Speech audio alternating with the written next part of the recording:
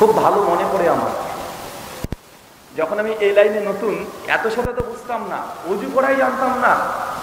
2012-তে কিভাবে অজু করতে হয়, কিভাবে নামাজ পড়তে হয় কোনোদিন জানিও না। 12 সাল পর্যন্ত দুর্গাপুজোতে যেতাম, আমার বাড়ির একদম সামনের বাড়িটা একজন হাফেজ সাহেবের বাড়ি, আমার বাড়ির সামনে যে বাড়িটা একজন হাফেজ সাহেবের বাড়ি। মসজিদের গেটে থাকতো আমাদের পীর সাহেব, ইমাম সাহেব মাঝে মাঝে পাড়াতে আসতো, ঘুরে বেড়াতো, মিলাদ মাহফিল সবই করতো। 2012 সাল পর্যন্ত অষ্টমী, নবমী, দশমী, দুর্গাপুজোকে কেন্দ্র করে আমি নিজেই 3টে প্যান্ট, 3টে জামা কিনতাম, বন্ধুদের সঙ্গে ঘুরে বেড়াতাম। নামযজ্ঞ থেকে প্রসাদ বিতরণ করা হতো, ভোগ দেওয়া হতো, ভোগ খাওয়ার জন্য মারামারি বন্ধ করেছি। যখন ক্লাস মাধ্যমিক 11 ক্লাসে পড়ি, সেই সময় আমি নিজেই সরস্বতী পুজোতে, স্কুলে আমাদের হয় সরস্বতী পুজো, অঞ্জলি দেওয়ার জন্য স্কুলের বেঞ্চ, চেয়ার, টেবিল পর্যন্ত ভেঙেছি। কারণ আমরা অঞ্জলি সরস্বতী পূজায় দেব। আর আমাদের একজন শিক্ষক ছিল, তিনি বলেছেন যে তোরা মুসলিম এখন দিবি না, একটু পরে দিবি, মানে আগে ঠাকুরের পুজো অর্চনা হয়ে যাবে, হিন্দু সনাতনী যারা আছে তারা আগে অঞ্জলি দেবে, তারপরে আমরা দেব। এই জন্য আমরা বেশ কিছু মুসলিম বন্ধুরা মিলে ঝামেলা, মারামারি, একদম করে স্কুলের চেয়ার টেবিল ভেঙে তছনছ করে দিয়েছিলাম সেই দিন, যে আমাদেরকে কেন পুজোতে চাঁদ আমরা দিয়েছি, আমাদেরকে কেন অঞ্জলি দিতে দিবে না। স্কুলে পুলিশ পর্যন্ত এসেছিল 2011 সাল। যারা আমাদের ক্লাসমেট বন্ধু বান্ধব আছে তারা সকলেই জানে, আলোচনা তাদের কাছে যাই। বাড়ির সামনে দিয়েই নবমী আর দশমী আর কালী পূজার সময়তে বেরিয়ে চলে যেতাম। হাফেজ সাহেবের বাপ বলতে, ছেলে হিন্দু হয়ে গেছে রে, হাসতো আমাকে দেখে, হিন্দু হয়ে গেছে, পুজোর প্রসাদ নিয়ে এসে খাচ্ছি, ঈদের নামাজ পড়তে যায় না, 5 ওয়াক্ত নামাজ তো দূরের কথা, জুমার নামাজ পর্যন্ত 2012 সাল পর্যন্ত কখনো যায় নাই।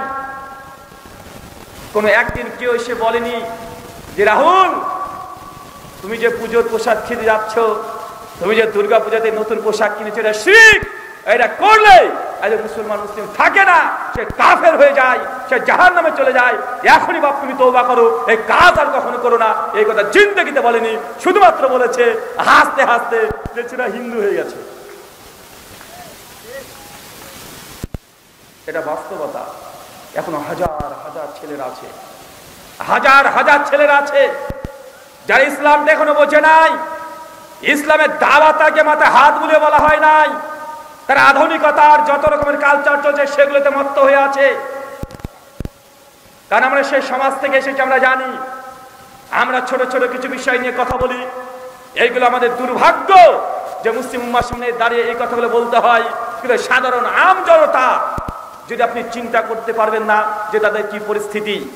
আমি বারবার আমার কথা শুধু ওইটাই মনে চলে আসে যে আমি 2012 পর্যন্ত আমাকে কেউ বললো না যে পুজো করাটাও শিরক, প্রসাদ খাওয়াটাও শিরক, মানে আমাকে দেখে হাসতো, কেউ দাওয়াত দেয় নাই। ভাই এমন আছে না নাই, কথা বলেন, সমাজে আছে না নাই?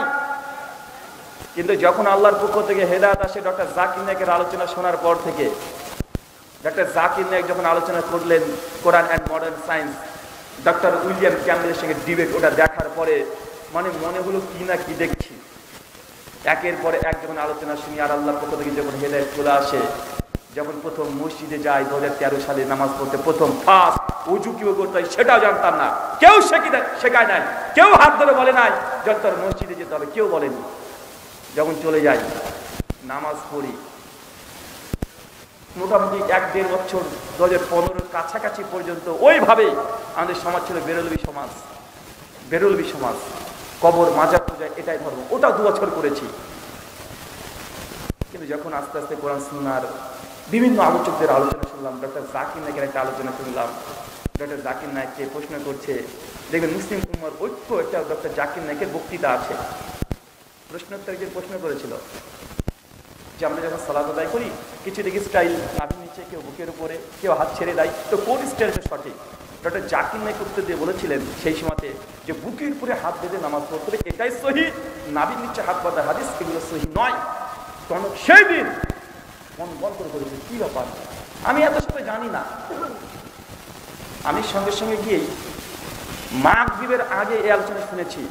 মাগরিবের নামাজ পড়ে সালাম করে হুজুরকে বলেছিলাম, ইমাম সাহেব আবু দাউদ 759, আমি লিখে নিয়েছিলাম। আবু দাউদ কি আমি নিজেও জানতাম না ঠিক মতো, লাকিন নাকি তো বলে বিভিন্ন গ্রন্থের রেফারেন্সে ওইভাবে লিখেছি আবু দাউদ 759, বুকের করে হাত বাঁধা, এতটুকু। আমি কি শুধু হুজুরকে বলছি, হুজুর এই আবু দাউদ 759 ডাক্তার জাকির নাইক বলেছে বুকের করে হাত বাঁধতে, আমরা কেন নাভি নিচে হাত বাঁধি? মাসুমের মতো প্রশ্ন করছি, কারণ কিছুই জানি না শরীয়তের। উনি তখন বলছে ওইগুলো ফরাজিরা বুকের করে হাত বাঁধে। কথা কি বুঝতে পারছেন? ফরাজিদের, ওয়াহাবিদের। আমি আকাশ থেকে বলি, কি রে ভাই ফরাজি কেন হবে কি? আমি কিছুই জানি না, এগুলো নামই শুনিনি।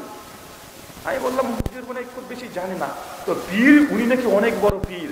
আমার তখন মোটামুটি জানা হয়েছে 1-1.5 বছরে পীর মানে সে জান্নাতে নিয়ে যাবে।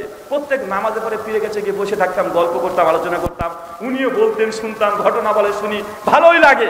পীর সাহেবের কাছে চলে গেলাম মাগরিবের পরে, যে পীর সাহেব আবু দাউদ বলে একটা বই আছে আপনার কাছে আছে, যে আবু দাউদ তুমি নাম জানলে কি হবে?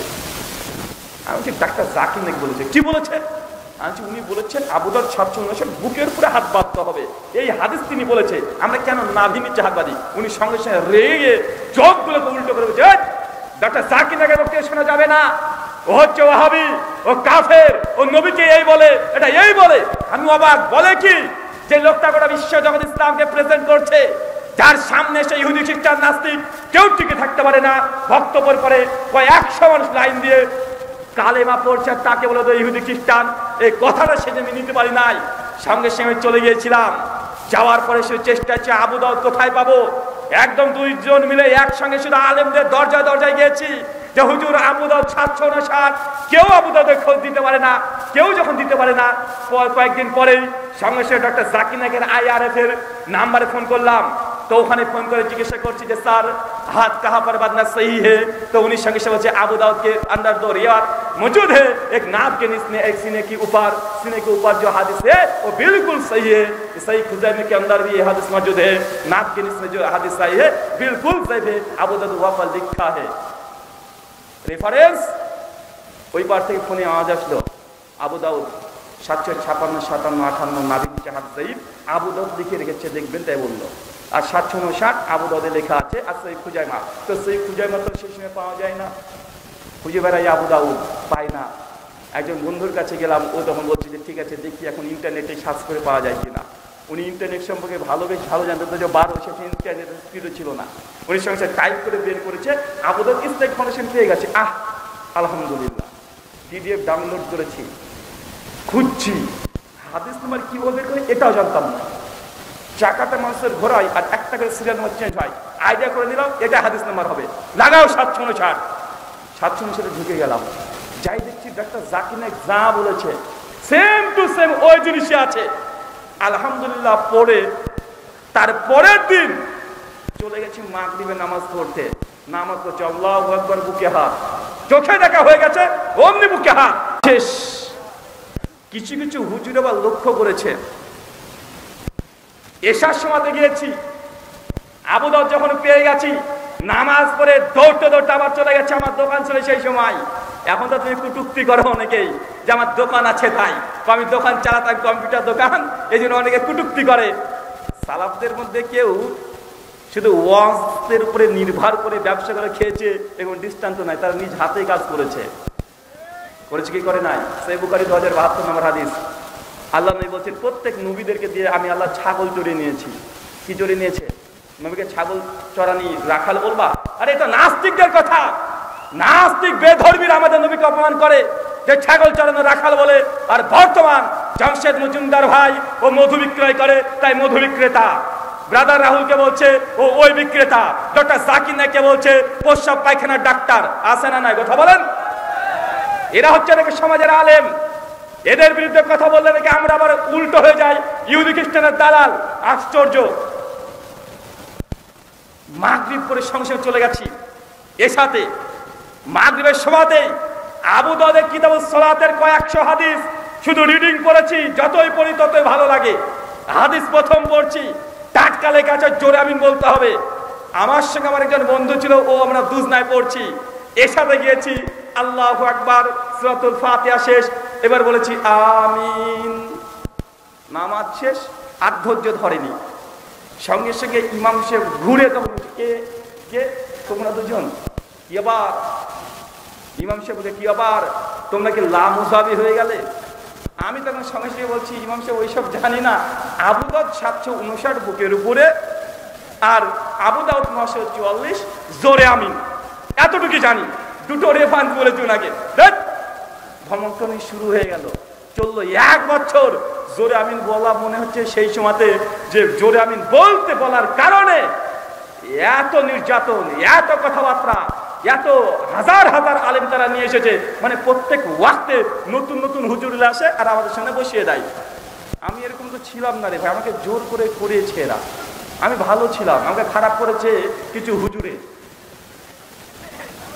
আমি বলি আমাকে এই খারাপ করেছে হুজুরে কেন? আমি দেখছি ওনাকে হাদিস দেখাই, উনি বলে এগুলো ওয়াহাবিদের। আরে ওয়াহাবি মানে কথা বুঝতে পারলেন না ভাইজান?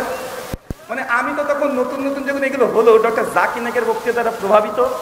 2017 সাল পর্যন্ত ইহুদি, এই খ্রিস্টান, নাস্তিক আর হিন্দু এদের সঙ্গে ডিবেট করতাম, এদের সঙ্গে বিতর্ক করতাম, এগুলো নিয়ে আমার চর্চা ছিল।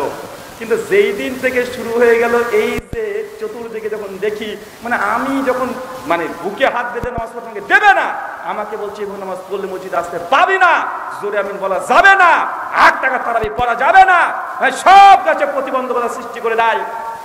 তখন কার ভালো লাগে বলেন? আরে বেটা এতদিন দুর্গা পূজা করলাম, কোনোদিন তো কথা বলিস নি তুই, আজকে আমি নামাজ পড়তে ধরেছি, আজকে বুকে উপরে হাত ধরেছি, আজকে তুই কেন আমাকে বলছিস মসজিদে আসা যাবে না? তখন থেকে আলেমদেরকে চিনতে শিখেছি।